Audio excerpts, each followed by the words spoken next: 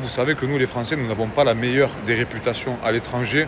Alors, vous inquiétez pas, on n'a pas changé la règle à Dubaï.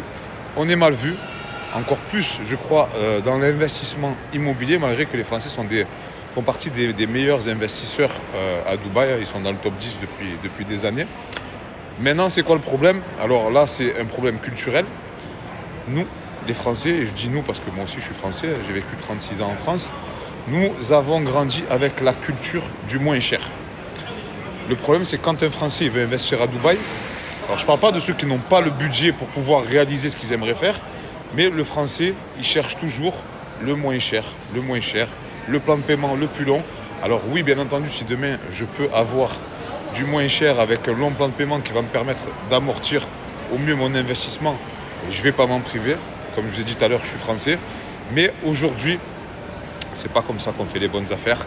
Le problème, c'est que les Français, ils veulent l'appartement le moins cher, le plan de paiement le plus long. Donc forcément, tu vas passer par un promoteur médiocre, comme j'aime bien le dire, pour pas être plus vulgaire. Mais malgré tout ça, le Français cherche à avoir l'unité la moins chère dans ce projet le moins cher avec un promoteur médiocre. Cerise sur le gâteau, quand tu lui dis que ça serait bien qu'il meuble son appartement pour pouvoir mieux louer ou mieux revendre, il ne veut pas aussi.